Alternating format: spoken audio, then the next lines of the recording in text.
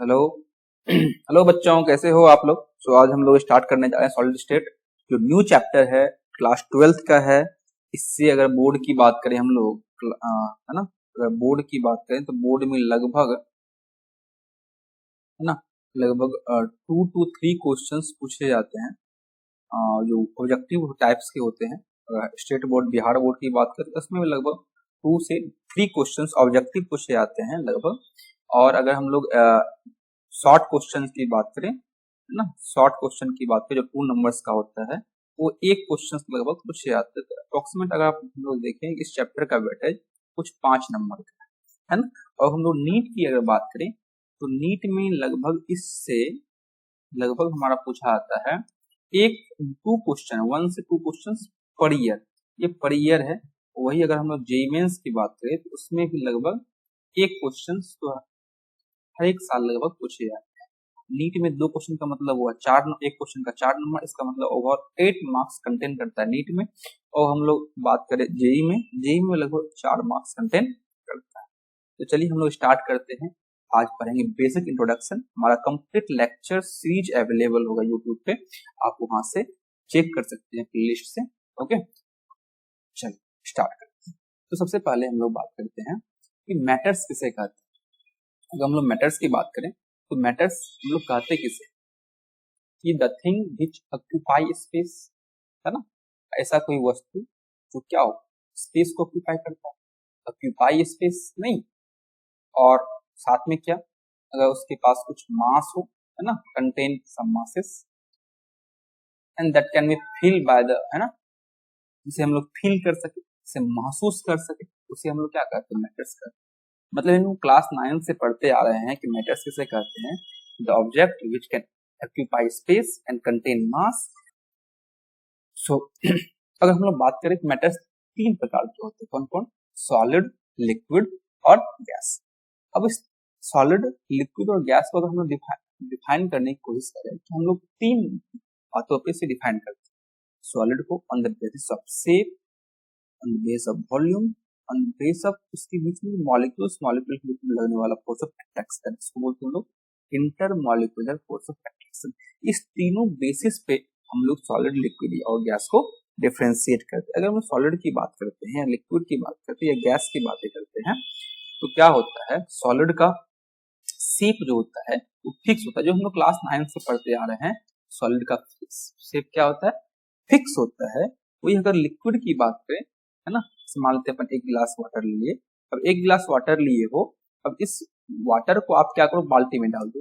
अब पहले जब गिलास में लिए थे तो गिलास का शेप ले लिया, कटोरा में डालो कटोरा का शेप ले लेगा, बाल्टी में डालो बाल्टी शेप ले लेगा। इसका मतलब क्या है कि लिक्विड का कोई फिक्स शेप नहीं होता है। हम लोग कह सकते हैं इट्स नॉट फिक्स्ड, है, लिक्विड का कोई भी फिक्स शेप नहीं है। तो वही हम लोग गैस की बात करें, गैस के भी साथ सेम फंडा होता है। उसमें भी क्या होता है कि इसका शेप फिक्स्ड बिल्कुल भी नहीं है। आई होप कि आप लोगों के लिए।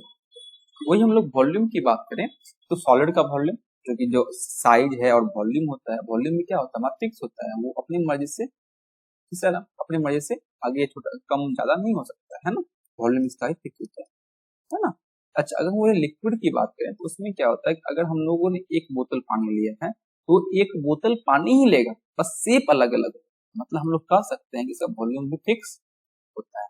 लेकिन हम लोग गैस की बात करें तो अगर छोटा सिलेंडर ले लो, अगर छोटा सिलेंडर में हमने 100 ml गैस डाला तो उसी 100 ml को अगर 15 लीटर के सिलेंडर में डाल दें तो उसका भी वॉल्यूम ऑक्यूपाई कर लेगा। 5 लीटर में डाल दें तो वो उसका वॉल्यूम भी ऑक्यूपाई कर लेगा। इसका मतलब क्या हुआ, इसका वॉल्यूम भी फिक्स नहीं होता। ठीक है। अच्छा, अगर हम लोग बात करें हम लोग लगने वाला फोर्स, तो सॉलिड, है ना, सॉलिड में क्या होता है, उसमें जितने भी मैटर्स हैं हम लोग जानते हैं, जितने सारे मैटर्स हैं सारे किससे बने होते हैं, वो सारे बने होते हैं मॉलिक्यूल से या फिर एटम से। अगर हम लोग बात करें किसी भी सॉलिड का तो उसका जो कॉन्स्टिट्यूएंट पार्टिकल कौन सा होता है, या तो एटम होता है, या तो मॉलिक्यूल होता है, या तो आयन होते हैं। यही हम लोग जानते हैं, मॉलिक्यूल या तो आयन होते हैं। तो इस केस में कि इसमें जो एटम एटम या मॉलिक्यूल के बीच में लगने वाला फोर्स जो होता है वो बहुत स्ट्रांग होता है। किस केस में, सॉलिड केस में वेरी स्ट्रांग होता है। वही हम लोग गैस की बात करें तो वेरी वीक होता है। It's very poor, we can say, है ना, वेरी वीक होता है। बीच इसमें क्या होता है लिक्विड में, नहीं ज्यादा स्ट्रॉन्ग है, नहीं ज्यादा, हम लोग कह सकते हैं कि ये वीक होता है, बट उतना ज्यादा वीक नहीं होता कंपेयर टू गैस है। कंपेयर टू गैस ज्यादा स्ट्रॉन्ग होता है और कंपेयर टू सॉलिड वीक होता है। आई होप कि आप लोगों को ये बातें समझ में आ गई होगी, सॉलिड, लिक्विड और गैस। क्योंकि अभी हम लोग पढ़ने वाले हैं सॉलिड स्टेट, इसीलिए हम लोग यहाँ केवल सॉलिड स्टेट की बात करेंगे, बस यहाँ मैंने कंपेयर कर दिया तीनों को, बट आगे हम लोग मात्र सॉलिड की ही बातें करेंगे। लिक्विड और गैस की बातें अगले चैप्टर में। हम लोग जानते हैं लिक्विड की बातें करते हैं जनरली सॉल्यूशन चैप्टर में, और गैस की बातें करते हैं गैसेस स्टेट में, जो हमारा क्लास 11th का चैप्टर है। आई होप कि समझ में आ गया हो। चल आगे बढ़े। चल तो अब देखिए जो हम बताया, आप यहाँ देखो क्या दिख पा रहा है, यहाँ सॉलिड, ये है सॉलिड हमारा, ये है हमारा लिक्विड और ये है हमारा गैस, ठीक है। सॉलिड में क्या हो रहा है कि इसमें क्या देख पा रहे हैं, इस केस में जितने भी एटम्स हैं, जितने भी एटम्स में दिख रहे हैं, वो सारे के सारे एक स्ट्रॉन्ग फोर्स ऑफ अट्रैक्शन से बंधे हुए हैं, और साथ में इसका दिख रहा है कि हमें वॉल्यूम भी फिक्स है।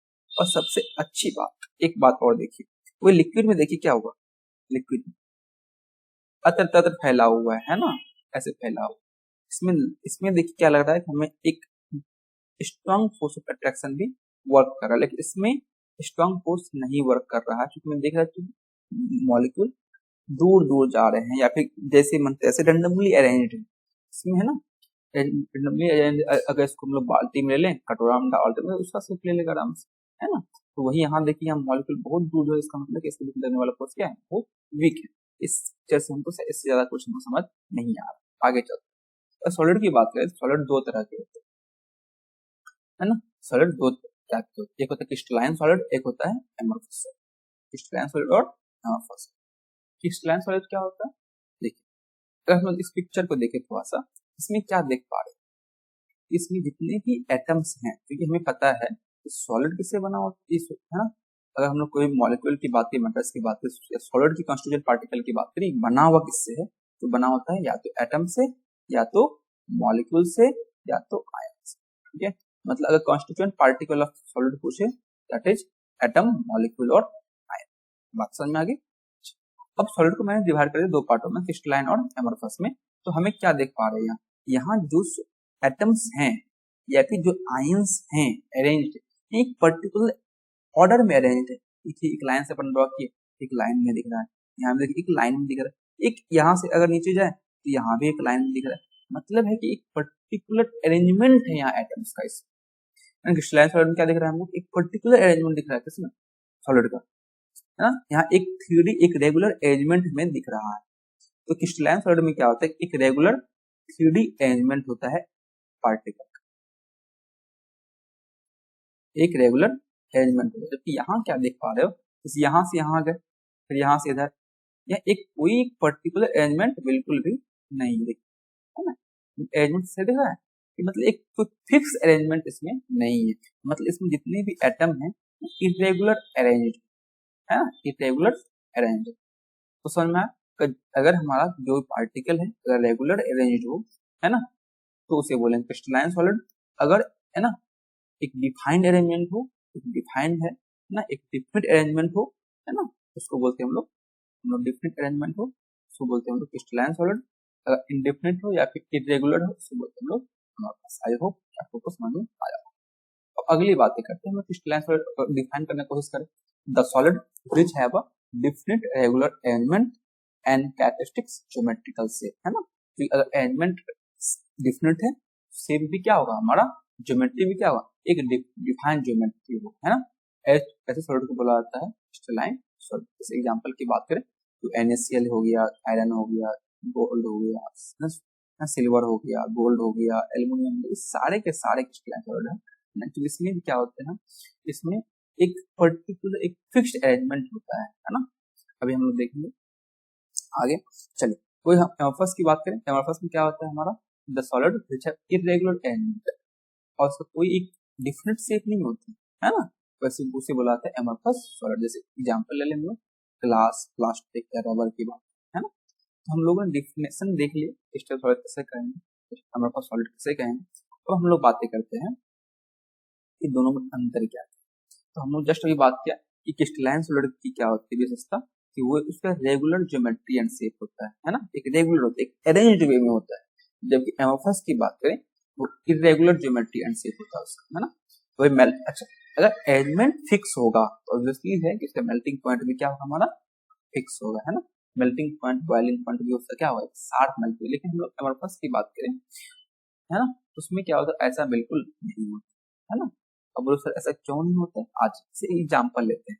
हम लोग आयरन रड को अपन गर्म कर रहे हैं, ठीक है, तो क्या आयरन रड को जैसे गर्म करते वैसे सॉफ्ट होता है क्या, बिल्कुल नहीं। जैसे आयरन रड को आप गर्म कर रहे हो तो बिल्कुल ठंडा नहीं, मतलब बिल्कुल सॉफ्ट नहीं होता है ना, बिल्कुल सॉफ्ट नहीं होता है, वो टाइट का टाइट ही रहता है। लेकिन जैसे अपने मेल्टिंग पॉइंट पे पहुंच जाता है, जैसे मान लेते कोई एक्स सॉलिड है, अगर उसका मेल्टिंग पॉइंट है ना एक्स क्रिस्टलाइन सॉलिड है, अगर मान लेते हैं कि ये 1500 पे जाके पिघलेगा, कितना पे, 1500 पिघलेगा, 1500 से पहले वो हार्ड ही रहेगा, जिसे 1500 पे पहुंचेगा उस पॉइंट पे जाके पिघल जाएगा। मतलब ऐसा नहीं जैसे हम लोग सिंपल ग्लास ले लें या फिर हम लोग प्लास्टिक ले लें, उसमें क्या होता है सबसे पहले, अगर जब जैसे जैसे टेम्परेचर बढ़ाएंगे वैसे जैसे पहले ये सॉफ्ट होगा, फिर ये मेल्ट करता है ना। उसका एक फिक्स मेल्टिंग पॉइंट नहीं था इसमें, इसमें क्या था हमारा कि हमारा जैसे उस पॉइंट पे पहुंचा वैसे ही सॉफ्ट पिघल गया। लेकिन इसमें क्या होता है, सबसे पहले सॉफ्ट होता है, फिर धीरे धीरे एक लंबे रेंज तक पिघलते आता है, जरूरी नहीं कि इस पॉइंट पे जाके पिघलेगा, ठीक है। इसका एक फिक्स मेल्टिंग पॉइंट है इसका। अच्छा आगे बातें करें हम लोग कि when cut with the sharp edge tool, अगर हम शार्प एज टूल से काटा आता है तो ये बट जाते हैं दो न्यू जनरेटेड सरफेस में, है ना, जो प्लेन और स्मूथ होता है। और इसकी बात करें इसको काटने पे इरेगुलर सरफेस आता है, टू पेसेस, है ना, cut into two pieces and irregular surface, है ना। ऐसा सरफेस जो होता है जब काटोगे तो काटने की वजह से कोई रेगुलर सरफेस नहीं आता, खुरदरापन आता है ना। अच्छा अब अगली बातें करते हैं कि ये एनिसोट्रोपिक नेचर का होता है। अगर थोड़ा सा एक स्ट्रक्चर देखें, जैसे मानते हैं अपन एक NaCl के स्ट्रक्चर अपन ड्रॉ करने जा रहे हैं, ये है NaCl का स्ट्रक्चर, ठीक है, कुछ ऐसा होता है हमारा, देखिए ये हमारा Cl है और ऐसे कुछ, अब बीच में हमारा Na है, ठीक है। अच्छा हम क्या देख पा रहे हो, जैसे इधर से इधर आओगे इसमें तीनों बड़े बड़े वाले एटम प्रेजेंट है, इधर से इधर जाओगे तो वही चीज देख रहा है। लेकिन आप ऐसे ही जाओ ऊपर से नीचे इसमें आओ तो इसमें क्या दिख रहा है, छोटा वाला, है ना। तो मतलब हमें दिख रहा है कि अगर यहाँ से जाए हम लोग तो छोटा बड़ा, मतलब इसमें दिख रहा है कि डिफरेंट डिफरेंट डायरेक्शन में डिफरेंट डिफरेंट प्रॉपर्टी शो कर सकता है ये, क्योंकि यहाँ डिफरेंट डिफरेंट अरेंजमेंट दिख रहा है हर एक डायरेक्शन में, है ना, अलग अलग डायरेक्शन में अलग अलग प्रॉपर्टी होने के कारण इससे हम लोग एनआइसोट्रोपिक नेचर का कहते हैं, है ना, क्योंकि ये डायरेक्शन पे डिपेंड करता है ना। वही हम लोग इसकी बात करें, इसमें ऐसा कुछ नहीं होता है इसमें, क्योंकि सारे एटम रेंडमली होते हैं, इसमें जिधर से जाए उधर से नजदीक पड़ जाता है और आराम से वो ट्रांसफर करता है, इसलिए उसको बोलते हैं आइसोट्रोपिक नेचर का। अच्छा अगर हम लोग बात करें क्रिस्टलाइन सॉलिड क्या होता है, ये लॉन्ग रेंज ऑर्डर का आता है, जैसे मान लीजिए एटम अरेंज कर दीजिए जैसे जिसे लंबा करते जाओ, मतलब इसको बहुत दूर तक लेके जा सकते हो, है ना, एक लॉन्ग रेंज में है, रेंज मतलब दूरी, लंबे दूरी तक का सफर कर सकता है। इसमें क्या होता है, ऐसा बिल्कुल नहीं होता, क्योंकि जैसे मानते हैं ये क्रिस्टलाइन सॉलिड है ना, इसमें हमारा कुछ जैसे यहाँ से यहाँ गए, फिर यहाँ से फिर नीचे, यहाँ से कुछ ऊपर जाना पड़ेगा, मतलब इसमें एक फिक्स नहीं, बहुत छोटे डिस्टेंस के लिए इसका ये कंटिन्यू होता है ना, जैसे यहाँ से यहाँ सीधा गया फिर वहां से मोड़ गया, है ना, इसे इसको बोलते हैं शॉर्ट रेंज ऑर्डर। इसे हम लोग ट्रू सॉलिड कहते हैं, जैसे क्रिस्टलाइन सॉलिड को हम लोग ट्रू सॉलिड भी कहते हैं, जबकि इसे हम लोग सूडो सॉलिड बोलते हैं या फिर सुपर कूल्ड लिक्विड कहा जाता है, इसे एमरफस सॉलिड। क्यों बोला आज ये देखिए ट्रू सॉलिड बनने का कुछ रीजन ये है कि इसका मेल्टिंग पॉइंट साफ था, अरेंजमेंट फिक्स था। आप लोग खुद जानते हैं जो जिंदगी में सक्सेस कर जाता है, जिंदगी में सुलझा होता है, उसे आदमी जानना चाहता है। उसी तरह हम लोग क्या है कि क्रिस्टलाइन सॉलिड का अरेंजमेंट भी एक रेगुलर अरेंजमेंट है, मेल्टिंग पॉइंट शार्प है ना, लॉन्ग रेंज ऑर्डर का होता है, इसी कारण हम लोग ट्रू सॉलिड भी कहते हैं। जैसे एग्जांपल NaCl की बात करें, मेटल हो गया, ग्रेफाइट हो गया, डायमंड हो गया, ये सारे के सारे क्या है आपको ट्रू सॉलिड कहलाएंगे, ठीक। जितने भी क्रिस्टलाइन सॉलिड है उसे हम लोग ट्रू सॉलिड कहते हैं। लेकिन एमरफस सॉलिड की बात करें इसमें एक कोई शार्प मेल्टिंग पॉइंट नहीं है, शार्प है ना, एक रेगुलर ज्योमेट्री नहीं होने के कारण से अब हम लोग सुपर सॉलिड या फिर सुपरकूल लिक्विड कहते हैं। अरे सुपरकूल लिक्विड होने के कुछ पीछे कुछ कारण है। जैसे एग्जाम्पल से समझिए, जैसे आप कांच देखते हो, पुराना बिल्डिंग है, पुराने बिल्डिंग में मानते कांच लगा हुआ है, ठीक है। अब उस कांच, अब उस पर सनलाइट अगर पड़ रहा है तो इस कांच क्या होता है, धीरे धीरे पिघलते आता है और नीचे वाला पोर्शन धीरे धीरे मोटा हुआ आता है, नहीं, ऊपर धीरे पतला हुआ आता है। इसका मतलब क्या है कि धीरे धीरे मेल्ट करके नीचे जा रहा है, इसलिए इसको बोलते हैं सुपरकूल लिक्विड भी कहा जाता है। आई होप कि आपको समझ में आ गई, ये बहुत ही इंपॉर्टेंट है। कई बार पूछे गए हैं कि क्रिस्टलाइन और हमारे पास सॉलिड में अंतर क्या है, तो आप लोग बोल सकते हैं कि क्रिस्टलाइन का रेगुलर ज्योमेट्री एंड शेप होता है, जबकि हमारे पास क्या इरेगुलर होता है। वही मतलब इसका क्रिस्टलाइन का शार्प मेल्टिंग पॉइंट होता है, इसका शार्प मेल्टिंग पॉइंट नहीं होता है। एक ग्रेजुअली है ना, पहले सॉफ्ट होता है और रेंज ऑफ टेम्परेचर फिर मेल्ट करता है। तो काटेंगे जिसमें प्लेन सरफेस कैसा होता है, प्लेन और स्मूथ होता है, जिसमें इरेगुलर सरफेस का होता है। ये एनिसोट्रोपिक नेचर का होता है, ये आइसोट्रोपिक नेचर का होता है। ये लॉन्ग रेंज होता है, लॉन्ग रेंज होता है, और ये शॉर्ट रेंज ऑर्डर होता है ना। अब मैं बता भी दिया, ये टू सॉलिड है और ये सूडो सॉलिड और सुपरकूल। अब हम लोग बातें करते हैं, क्योंकि हमको जो ये टू सॉलिड है वैसे ही हमें पढ़ना है, कैसे क्रिस्टलाइन सॉलिड को ही अपन 12th में, क्लास 12 में पढ़ना है। आज स्टार्ट तो क्रिस्टलाइन सॉलिड के क्लासिफाई करें on the basis of bond के बेसिस पे, क्योंकि बॉन्ड नंबर ऑफ टाइप्स के होते हैं, तो हम लोग उसे 4 भागों में बांट सकते हैं, है ना। पहला मॉलिक्यूलर सॉलिड, आयनिक सॉलिड, कोवलेंट सॉलिड और मेटालिक सॉलिड। अगर थोड़ा समझने की कोशिश करें, मॉलिक्यूलर सॉलिड क्या होता है, जिसमें मॉलिक्यूल्स होता है, जिसके कॉन्स्टिट्यूएंट पार्टिकल की बात करें, जो कौन हो, मॉलिक्यूल्स। जिसके कॉन्स्टिट्यूएंट पार्टिकल क्या हो, मॉलिक्यूल्स। आयनिक सॉलिड में क्या होता है, वो किससे बना होता है, आयन से मिलकर बना होता है। किससे बने होते हैं, आयंस। आयंस पार्टिसिपेट करता है, कौन, कीटायन और एनायन, कीटायन तथा एनायन, ठीक है। अच्छा, तो कोवलेंट सॉलिड की बात करें, इसमें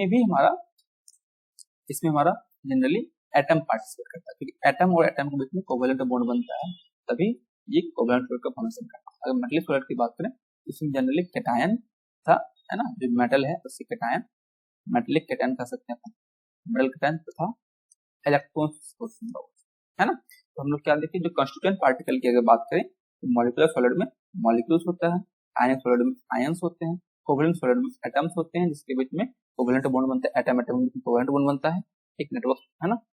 और मेटलिक सॉलिड में क्या होता है, मेटल से कैटायन तथा इलेक्ट्रॉन्स होते हैं, है ना। इसको हम लोग और डीप में सीखेंगे, लेकिन पहले हम लोग मॉलिक्यूलर सॉलिड को डिफाइन कर सकते हैं, मतलब तोड़ सकते हैं। अच्छा, तो उससे और बातें करते हैं हम लोग, उससे पहले कि मॉलिक्यूलर सॉलिड कहते किसे, तो हम बोलेंगे the solid which constituent particle as molecule. अच्छा, एक चीज बताइए, अगर मॉलिक्यूल है तो मॉलिक्यूल बीच में एक फोर्स ऑफ अट्रैक्शन भी वर्क करेगा। अगर हम फोर्स ऑफ अट्रैक्शन की बात करें, इसमें कौन सा होता है, very weak van der Waal force of attraction. कौन सा, weak van der Waal force of attraction work करता है, वंडरवाल फोर्स ऑफ अट्रैक्शन, है ना। क्योंकि वही हम लोग बात करें आयनिक में क्या होता है, आयनिक में सिंपल से क्या होता है हमारा, कि आयनिक में आयंस बने होते हैं, वो आयंस में डालते हैं, तो कौन सा होता है, electrostatic force of attraction, static force of attraction. I hope कि आप लोग को समझ में आया हो। हम क्या बोला, आयनिक सॉलिड में कंस्टिट्यूएंट पार्टिकल कौन सा होता है, आयंस होते हैं, और उसके बीच में लगने वाला फोर्स जो होता है वो होता है इलेक्ट्रोस्टैटिक फोर्स ऑफ अट्रैक्शन। हम लोग कह सकते हैं the solid which constituent particles are ions, है ना, cation and anion, and in, है ना, the between the cation and the electricity force of attraction will be, है ना। आगे है बाबू हमारा कोवलेंट सॉलिड। कोवलेंट सॉलिड में क्या होता है, एटम्स होते हैं। उसमें क्या होता है कि एटम्स के बीच में, जो भी एटम है, एटम के बीच में कोवलेंट बॉन्ड बनता है। एटम के बीच में क्या होता है, हमारा कोवलेंट बॉन्ड बनता है। इस कोवलेंट बॉन्ड बनने के कारण ही हमारा कोवलेंट सॉलिड का फॉर्मेशन होता है। इसको हम लोग नेटवर्क सॉलिड भी कहते हैं। कौन सॉलिड बोलते हैं, नेटवर्क सॉलिड। नेटवर्क में क्या देखते हैं, जाल टाइप, जैसे हम लोग ग्रेफाइट की बात करें, ग्रेफाइट में क्या होता है, देखते हैं एक जाल टाइप का संरचना मारता है, ऐसे, है ना, एक कुछ ऐसे संरचना मारता है, एक जाल फैलते जाता है, जैसे एक फिक्स, है ना। तो यहाँ से एक कम्प्लीटली आगे आगे जाएगा ये फिर, एक नेटवर्क मारते जाता है, कार्बन से कार्बन के बीच में बॉन्ड बनाते, कार्बन से कार्बन के बीच में, कार्बन से कार्बन के बीच में, ऐसे हमारा एक नेटवर्क की तरफ फैलते जाता है, ऊपर भी और नीचे, है, और बाएं दाएं। इसलिए बोलते हैं कोवलेंट सॉलिड। एफएससी दूसरा नाम भी है, लोग बोलते हैं नेटवर्क। अच्छा, अगर हम मेटलिक सॉलिड की बात करें, मेटलिक सॉलिड में क्या होता है, उसमें मेटल से केटायंस जो इलेक्ट्रॉन के समुद्र होते हैं उसमें डूबे होते हैं, है ना, वो मूव कर रहे होते हैं, तो उसे हम उसको बोलते हैं मेटेलिक सॉलिड। आज ही का तो अब हम लोग बात करें मॉलिक्यूलर सॉलिड के तीन टाइप, कौन कौन? Non polar molecular solid, polar molecular solid और हाइड्रोजन बॉन्डेड मॉलिक्यूलर सॉलिड। हम लोग इस सारे को हम लोग डीप में देखते हैं, है ना। देखिए सबसे पहले हम लोग क्या देखें, मॉलिक्यूलर सॉलिड के तीन टाइप, कौन कौन? नॉन पोलर, पोलर और हाइड्रोजन बॉन्डेड। दूसरा था आयनिक सॉलिड, तीसरा था मेटेलिक सॉलिड, चौथा था कोवैलेंट सॉलिड या फिर मेटल सॉलिड। अच्छा हम जस्ट देखिए अभी तो कॉन्स्टिट्यूएंट पार्टिकल कौन कौन से हमारे मॉलिक्यूलर सॉलिड के? मॉलिक्यूल्स ही थे, तीनों में मॉलिक्यूल्स ही होंगे, है ना। तो हम लोग जानते हैं कि पोलर मॉलिक्यूल्स कौन सा होगा, नॉन पोलर मॉलिक्यूल्स में लगने वाला फोर्स क्या होगा? London force. पोलर मॉलिक्यूल्स में लगने वाला बल कौन सा? कौन आता है? Dipole dipole interaction. वही अगर हाइड्रोजन बॉन्डिंग होगा तो हाइड्रोजन बॉन्ड होगा। ये हम लोग ऑलरेडी क्लास 11th में कोवैलेंट बॉन्डिंग में पढ़ चुके हैं, ठीक है। अगर एग्जांपल की बात करें, जनरली जो नॉन पोलर मॉलिक्यूल कौन से होते हैं? जो इनर्ट गैस है हमारे, इनर्ट गैस क्या होता है हमारा? नॉन पोलर होता है, सिंपल सा, है ना। जैसे या फिर कोई मॉलिक्यूल को लगने वाला फोर्स है ना, जैसे मान लो H2 हो गया, N2 हो गया, I2 हो गया, इन सब में जो क्या होगा हमारा लंदन फोर्स वर्क करता है ना। और ये इसके बीच में लगने वाला फोर्स है बहुत वीक, बहुत कमजोर होता है ना, इसको weak van der Waal force of protection भी कहते हैं। ये बहुत सॉफ्ट होता है ना, फिजिकली क्या होता है, ये बहुत सॉफ्ट होता है और इलेक्ट्रिकल का इंसुलेटर होता है, क्योंकि इसमें कोई फ्री इलेक्ट्रॉन नहीं पाया था। और इसका बॉन्ड बहुत वीक होने के कारण ये क्या होता है, वेरी इसका लो मेल्टिंग पॉइंट भी होता है। कोई पोलर की बात करें, पोलर में थोड़ा सा ज्यादा अट्रैक्शन होता है कंपेयर टू नॉन पोलर से। जैसे हम लोग HCl की बात करें, यहाँ डायपोल क्रिएट हो रहा है, क्योंकि क्लोरीन पर पार्शियल नेगेटिव, हाइड्रोजन पर पार्शियल पॉजिटिव, क्योंकि chlorine most negative compare to hydrogen. Okay, तो वही हम लोग बात करें फिजिकल प्रॉपर्टी क्या होता है, सॉफ्ट होता है, ये भी इंसुलेटर होता है और मेल्टिंग पॉइंट इसका भी लो होता है। वही हाइड्रोजन बॉन्डिंग की बात करें तो हाइड्रोजन बॉन्डिंग में क्या होता है, उसमें मॉलिक्यूल्स होते हैं, बस उसके बीच में हाइड्रोजन बॉन्डिंग का फंक्शन कर रहा होता है। जैसे आपको बता भी चुके हाइड्रोजन बॉन्डिंग कहाँ कहाँ बनेगा, तीन को याद रखना, FON, FON। अगर इस तीनों से अगर हाइड्रोजन जुटा हुआ है तो वो दूसरे मोस्ट इलेक्ट्रोनेगेटिव एटम से जाके हाइड्रोजन बॉन्डिंग कर सकते। जैसे वाटर वाटर है ना हाइड्रोजन बॉन्डिंग करता है, वैसे HF भी हाइड्रोजन बॉन्डिंग कर सकता है। इसीलिए कारण क्या होता है, ये थोड़ा सा स्ट्रॉन्ग बॉन्ड होता है कंपेयर टू नॉन पोलर और पोलर मॉलिक्यूलर सॉलिड से, इसलिए हार्ड होता है, ठीक है। ये भी इंसुलेटर होता है और लो मेल्टिंग पॉइंट। वही हम लोग आयनिक सॉलिड की बात करें तो आयनिक सॉलिड में क्या होता है कि आयंस होते हैं, केटायन और एनायन होते हैं, केटायन तथा एनायन होते हैं। इसके बीच लगने वाला बल जो होता है, फोर्स जो होता है, वो होता है इलेक्ट्रोस्टैटिक फोर्स ऑफ अट्रैक्शन, है ना, जिसको हम लोग क्लास 12th में पढ़ते हैं। पॉजिटिव नेगेटिव आयंस के बीच में लगने वाला फोर्स जो होता है वो वेरी स्ट्रांग होता है, इलेक्ट्रोस्टैटिक फोर्स ऑफ अट्रैक्शन, है ना। जैसे NaCl हो गया, Na+ और Cl में फोर्स कर रहा है, Mg2+, MgO है, Mg2++ ऑक्सीजन के बीच में बॉन्ड। ऐसे यहाँ पे देखिए जितने भी सारे आयनिक सॉलिड है ना, ये हार्ड होता है और साथ में ब्रिटल नेचर का होता है। और इंसुलेटर होता है सॉलिड स्टेट में, वही हम लोग अगर पानी में डाल दो, जैसे पानी में डाल दो या फिर मेल्ट करवा दो तो ये कंडक्टर होता है ना। जनरली जो आयनिक सॉलिड होते हैं वो पानी में डालने पे या फिर गला दो तो ये कंडक्टर हो गए। एक वो इंसुलेटर कब होता है, जब ये सॉलिड स्टेट में होता है। वही हम मेल्टिंग पॉइंट की बात करें, मेल्टिंग पॉइंट इसका बहुत ज्यादा होता है ना। अच्छा मेटलिक सॉलिड की बात करें तो मेटलिक सॉलिड में क्या होता है, केटायन होता है हमारा, मेटलिक सॉलिड में क्या होता है हमारा, केटायन होता है हमारा, है ना, कॉन्स्टिट्यूएंट पार्टिकल, और हमारा मेटलिक बॉन्ड बनता है। कौन सा बॉन्ड बनता है, अब मेटलिक बॉन्ड कैसे, मेटलिक बॉन्ड जनरली है